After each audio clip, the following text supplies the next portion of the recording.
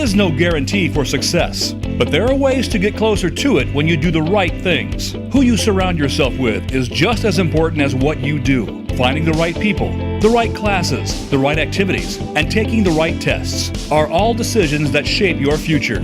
Find out more today on Destination University with Dr. Cynthia Colon. Dr. Colon and her guests will give you the tips you need, whether you're a student, parent, or educator. Now, here is your host, Dr. Cynthia Colon. You're listening to Destination University, a podcast for college-bound teens and the parents, mentors, and educators who support them. If that is you, you are exactly where you're supposed to be. Hello, everyone. I'm your host, Dr. Cynthia Colon, TEDx speaker, college admission strategist, and author of the book, Be Committed, Get Admitted.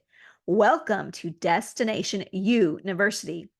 We help high school families successfully navigate the college admission process by helping students create an action plan, become interesting applicants, and write compelling essays that increase acceptance letters.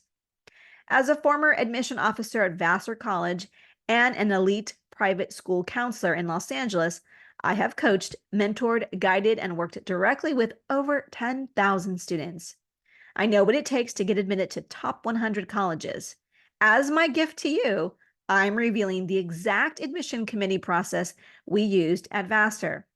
It's all in my new guide, 4 questions admission officers ask when deciding who to admit or reject. You can get that at drcynthiacolon.com/admit. In the guide, I share the 4 questions I used in the 12 minutes I had to review an entire application. I give you the order I read the application, what I was looking for, what I highlighted and took note of. If you've ever wondered what admission officers are looking for and how decisions are made, well, today is your lucky day. Again, go to drcynthiacolon.com/admit. Okay, let's get to today's episode. Dina, oh my God, it's so good to see you. How are you? Oh my God, I don't know what to do in February when I'm just waiting for college acceptances and I think about all the essays that I spent the past 8 months working on. It's like the quietest month and the hardest month. I just want it to be over. I really do. I can't wait. No, I know what you mean. It is, I didn't think of it that way, but it is the quietest month, especially for senior, right? If you have seniors and we both work with seniors and we're waiting for all their acceptances. So it is a quiet month. I'm definitely treating myself. You guys, if you're listening right now, we're actually recording this literally on Valentine's Day. I'm sporting my red college t-shirt. One of my favorite students is there now. She's at Cornell. But I couldn't find any other good red shirt other than USC, which is not really red. So what are you doing to celebrate today, Dina? Well, I bought Valentine's candies for my kids and a card for my spouse and probably not doing anything. We have 4 February birthdays in our family. Oh, wow. So yes. So we've been celebrating since the beginning of February and the last February birthday is on Friday. And so we have been just full of cake and treats and celebrations and balloons. And, I think Valentine's Day for us is like, let's save the candy for tomorrow. Because all we've been doing is eating cake since February 1st. Oh, I love it. And well, so I certainly love a good reason to have cake. So I rarely do, but I am going to treat myself to a little bit of candy today. Okay, so here we are, and it is February, and we're talking about essays. And I have been doing this podcast for this is now 9 seasons, so since 2018. Right. And I don't know why it's taken me so long to really, really pull back the curtain, like for real. But one of the things that became so clear to me this season with essay writing, is that it's really, honestly, sometimes the most simple topics that are like genius ideas. And I haven't really completely cracked the code on like how you get to, sometimes we help a student find that simple topic, and sometimes it doesn't come. It's a more, complicated or more, an idea that just takes a little bit more evolution. But a simple topic can go a long way. And oftentimes parents just don't believe that, right? It's got to be more complicated than that. It's got to be more interesting. And so today you are going to help me unpack. Well, I'm going to let you really do, because you really talk about this in a great way. But this essay we're talking about today is known as the McDonald's essay. It's a pretty famous essay. If you have the 10 free sample packet, which we'll link to in the show notes, but if you have that, it's in there. And I'm telling you, it's been in that packet for years. And it has stood the test of time. It's called the McDonald's essay. We're going to go over it, but it is a simple topic. So I'm going to sort of rewind for a hot minute and tell you all that are listening, and then I'll let Dina take it away. I met this student through, Dina and I both used to work at the Catholic school, Marymount High School. So a lot of people we knew were from Marymount, obviously, and then a lot of their brothers or sibling, relatives went to the boys' school, Loyola. So this is one of those students that came from sort of that Loyola network, the Catholic boys' school here in Los Angeles. And he hadn't gotten started very early on his essay writing, so it was fall. It was literally he was about 6 weeks away from applying early and needed something.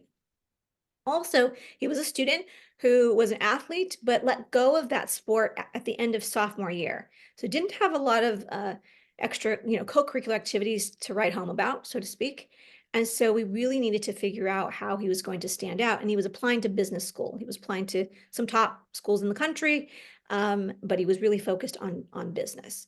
So I'll pause there for a second, but only to say that in one little conversation we had one day, this is back in the day I used to meet with private clients in person, this is pre-COVID, he came to my office, and a little conversation, he said, I had a summer job at McDonald's. I said, what? Tell me more. So he went on to tell me the story, which became this essay. Okay, so Dina, I'll share my screen in a second, but share what you know about this essay, because you've read this essay about 1 million times. Well, the thing I love about this essay is that, circling back to your point about simple topics, this is a very simple essay on the surface.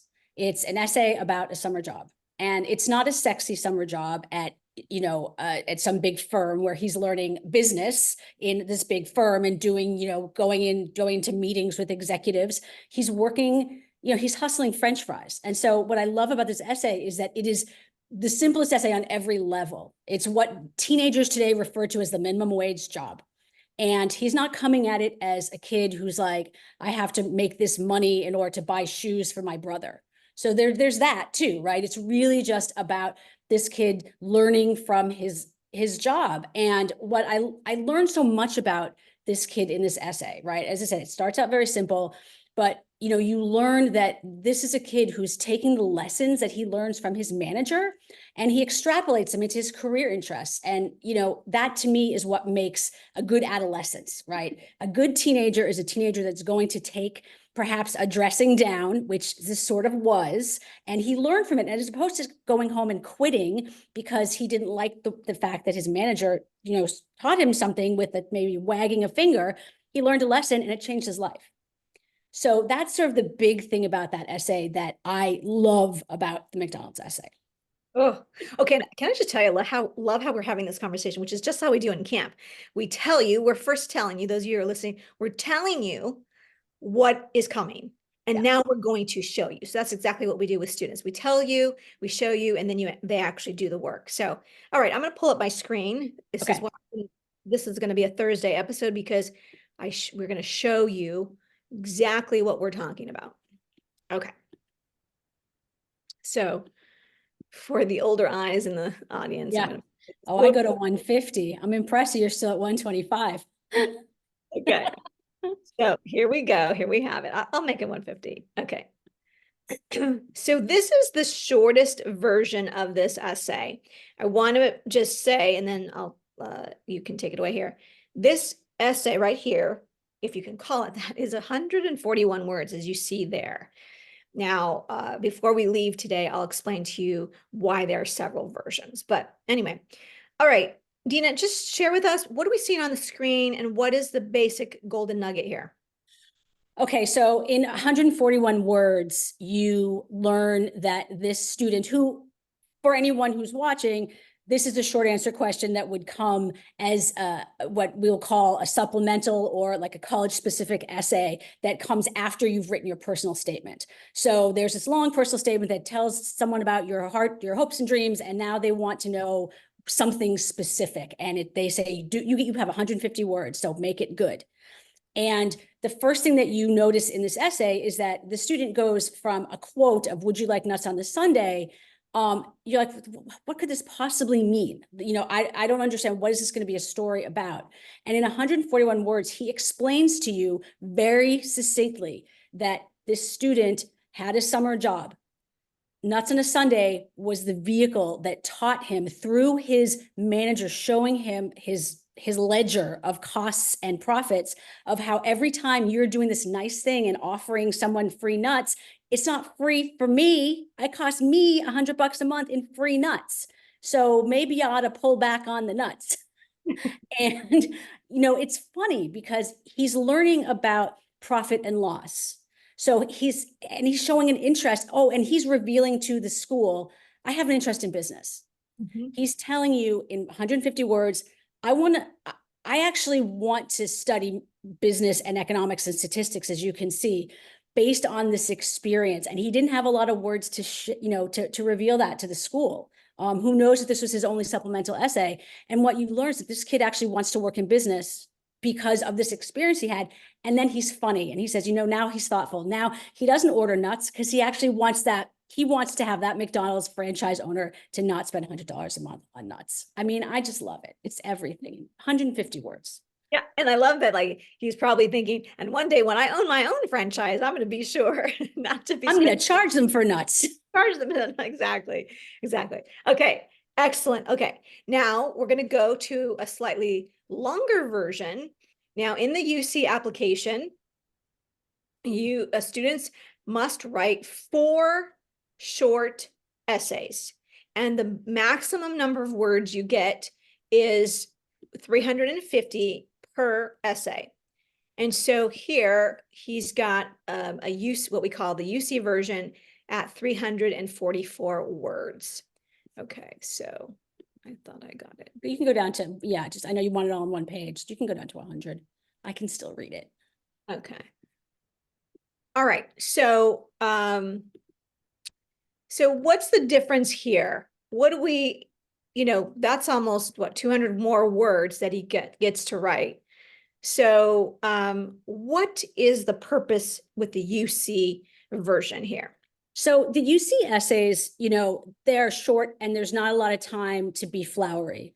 And, the UCs want to know, I think that, the UC system is looking to create leaders from their California children. That's their charter, right? So all the UC schools, their goal is to find students who are trying to make changes in their lives and the lives of others in leadership ways, however big or small. That's all they care about. And that's clear. The more UC essays I read, the more I realize they want to know what you're doing with your challenges. So it's not that you had a challenge, it's what you did with it. And they want to see creativity and leadership.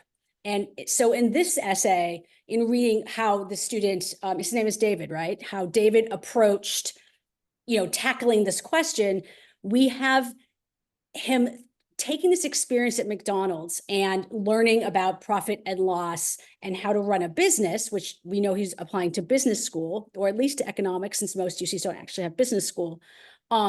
He talks about extrapolating this knowledge to something bigger, which has to do with, if you scroll down, you see how he's talking about healthy food distribution and creating affordable food for the masses. So that's really, to me, where it pivots to what this kid, how he's thinking bigger.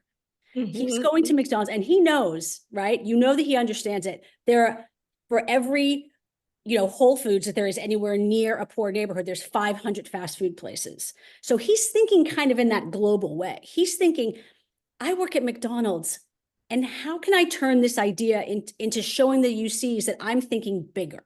I'm thinking about problems with with food distribution and food chains and making things affordable to everyone. And I think that to me is really how this, and he brings this Catholic education, which of course we know, we're talking about, men for others, right, through Loyola. And he's thinking about how he can serve the earth and serve others. And it's literally serving nuts at McDonald's to serving people outside and poor people in particular. So he's bringing in like 5 different qualities of himself that he's revealing. He's revealing that he cares about his fellow human. He's revealing that he cares about food distribution. He's revealing that he cares about business. And he's interested in how to make things profitable versus not profitable, how to make them sustainable. I'll stop talking. So good. So good. I mean, and David has graduated from college. He might have graduated a year early, but nevertheless, this essay was probably before its time, like that's this whole sustainability. I mean, it's like, we're talking about impossible meat these days and all these things, right? But that was not really the case when he was a senior in high school. That wasn't so popular. So he was a little bit sort of before his time in the world of teenage thinking and really putting that hat on. So bravo to him for this one. So I really loved this version and him taking that little nugget of a story and really making it work, which again, this is what we do in essay camp, is really teach the students how to take their 4 types of essays, our core 4, and then be able to retweak them. So that's what he was able to do here. And I want to just point out, as you're talking, I'm reading the line that I love the most in this essay was him talking about applying his knowledge to real world situations and finding the balance between personal gain and community benefit. And I think if I were a UC reader, it's right towards the bottom, right after 12 years of Catholic education. If I was a UC reader, I see that and it's like, this kid is actually thinking about multiple things at once. He's operating on a variety of different, levels. And that to me is like, oh, okay, here's a kid that knows why he wants to go to business school. And what we say in essay camp all the time is, I don't care about what your what is, I care about what your why is. And if you can figure out what your why is, then that's going to tell the person who's reading your essay that you are who you say you are. Ooh, okay. So this is a good lead into the next version, which is his version. Does it say? I think it's for business school. Yeah, it says for business school. Yeah, and this is about Cornell. I think at the bottom, and this is his Cornell essay. Okay, so it says here. Okay, so let me just pause here because those of you who are listening, if you're watching it, even better because we're showing you the essays. So if you're on YouTube, great. But so the first essay, the first version, short version, is it's like it's a good story. It's a good anecdote to display or to show the reader why and how he got interested in business. Okay, so what he did, I had a job at McDonald's and this is what happened because of that. This one takes it to the next level of like explaining more about the why, right? And tying some things globally, and as Dina so eloquently put. But this little sentence that she picked up on really also shows what we call intellectual curiosity. And so when thinking about applying to places like HYPRS or the Ivy League type of schools, or if you're a female, sister schools, what we do when we talk to, Dean and I both have private clients in addition to essay campers, but for those students who are applying to that level, you really have to have this level of intellectual curiosity. It's not just enough that you had that great internship somewhere, that somebody got you your foot in the door. That's really not it. It's really what do you do that takes it to the next level? So let's see if this essay takes that to the next level. So, okay, let me just. Okay, so Dina, I know you can see that, right? Yeah. Okay, great. All right, so this essay is a maximum. Probably 350. Yeah, it was probably 350. I think nowadays, they can write up to about 650 if I'm not mistaken. But nevertheless, this was specific to Cornell, to the business school. So he had to not only use what he had as a nugget, as a foundation, but he also had to be specific to the school. So go ahead, Dina. So this essay takes what David wrote about for his UC essays and, talked about food distribution and caring about the world around him and the social costs versus societal effects of profitability and what that does to people that aren't on the receiving end. And he really goes specifically to Cornell. And what I love about this, what he did is that he showed the readers at Cornell not only all of the things that brought him to caring about business and then his intellectual curiosity about solving bigger problems. He actually shows the reader that he spent time he knows what Cornell has to offer. He's applying to business school, but he knows they have an ag school. And at Cornell, their agriculture school is their first school. It was their land grant school, right? That's the public school at Cornell that was given, the land was given to Cornell, right, by the state of New York. And this is what they had to do. You had to do something to benefit the state of New York. So he knows how important their ag school is to them. And he brings in this idea of, I want to be a business major who then crosses the campus and goes to the College of Agriculture and comes up with this and I don't know if it's a major that he came up with in his mind or if it's offered, with the interdisciplinary major between life sciences, environmental and sustainability, and business. I mean, if that's a major there, he saw how much they care about it, or he made it up on his own because he wants to integrate them, which, by the way, he came up with, right? It's so multifaceted.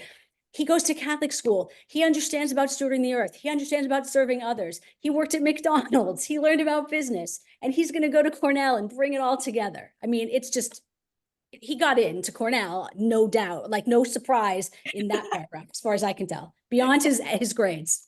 Yeah, and it's been a hot minute since obviously since he applied, but I do believe it is a major that we found that I was like, oh, this is gonna work. Yeah. So. All right. So you see what I meant by the intellectual curiosity is really having to pull all the things together, right? And this essay, this supplemental essay for the business school, is not only shows leadership, not only shows a global mind and an understanding of how we interact with the rest of the world and have impact. It also takes into account exactly what Cornell has to offer and how what they offer is going to make him a better person, and how what he brings to the table also will make students at Cornell. It is a give take for sure. This dance that we call the college admission application process is a dance. And I often say to private clients, you've got to go in yes, I have something to offer and I bring to the table. But when I come to your campus, this is all the things that I'm going to learn and make myself a better person.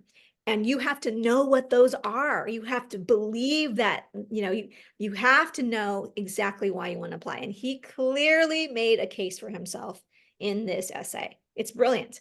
It is. And, I think that for students working on essays or thinking about, we've got our next kids coming up now. And for those of you who are juniors or have students who are juniors, you're thinking about how could I possibly do something like this? And I think it's important, if you look at this essay and the Cornell version in particular, and the UC version, he tells a story so he gets you interested.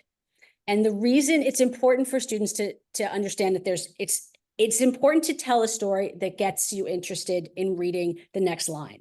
But he doesn't just leave it at the anecdote, right? He actually then says, okay, I'm not just going to tell you an interesting story. I'm going to now go into a place where it's actually quite expository, frankly. I mean, it's written in a conversational way, but he doesn't stop at the story. He then pivots to the intellect and what he's going to do with it. And if you don't start with something interesting, there's a good chance that someone's going to skip over it and before they see your intellect. So it is really important to the anecdote is the why. Ultimately, it should speak to your why, because your anecdote is the anecdote that only you can tell, whereas the intellect is something that any writer could write about. So that's the other thing, right? As those of you starting to write essays, the part of the story that makes this story only you can tell is the anecdote. It is the why. It's the what makes you you. And then you do have to do the extra step. Absolutely. Oh my God, so good. Now, those of you who will ultimately join us in essay camp, the McDonald's essay and the iterations of this is one of the key components of what we teach, especially when we start out with some of the from the beginning. But it's day 4 that we go back, and that's when we teach students, okay, now you've written this short essay, and we show these essays to give them examples of how to repurpose what they've written in class for other supplemental essays. So, oh, that was good. Oh, so good. I'm telling you, it stood the test of time, and it's a very, very simple topic, which is where I started. It does not have to be so crazy. It doesn't have to be that you were curing cancer or you were building a rocket ship in your basement. It does not have to be that. It can be a simple topic that you can extrapolate on and use as an anecdote to tell a bigger story about yourself. So, all right. Thanks for being with us today, Dina. So good. I can't wait to learn from you. Again, we'll be unpacking several essays throughout this spring time as we are leading into essay camp. So thank you for being with us. Oh, thanks for having me. Here's the truth. For nearly 30 years, I have worked at elite private colleges and/or private high schools. I know what well-resourced families do to ensure college success, and I can tell you, if your child is enrolled at a public or religious high school, chances are she or he is already 5 steps behind. However, today is your lucky day. To get you ahead of your private school peers, I have a gift for you. I'm revealing the exact admission committee process we used at Vassar. It's all in my new guide. 4 questions admission officers ask when deciding who to admit or reject. You can go to drcynthiacolon.com/admit to get your copy. I share the 4 questions I used in the 12 minutes I had to review the entire application. If you've ever wondered what admission officers are looking for and how decisions are actually made, you're not alone. Take action now to get 5 steps ahead and begin increasing those acceptance letters. Again, that's Dr. Cynthia Colon, drcynthiacolon.com/admit. That is all I have for you today, my friends. Thank you for tuning in to Destination University. I'm Dr. Cynthia Colon. If this episode has in any way helped, fueled, or inspired you, please share this episode with 3 people in the next 30 minutes. You can subscribe to Destination University wherever you get your podcast, and while you're there, leave us a review. It sure does help a lot. By subscribing and reviewing, you help to grow the community of informed families across the nation. And if you haven't binge listened to our previous seasons, do it. With each episode, you'll learn a new tip, trick, or strategy for success. Start with episode 1, the one word every parent should remove. You'll learn my mom's secret to ensuring college success for her daughters. And once again, if you found value today, please share this episode with 3 families in the next 30 minutes. I'll be sure to see you next week, same time, same place. Until then, wherever you are, may you have a happy and sunny day. Bye for now.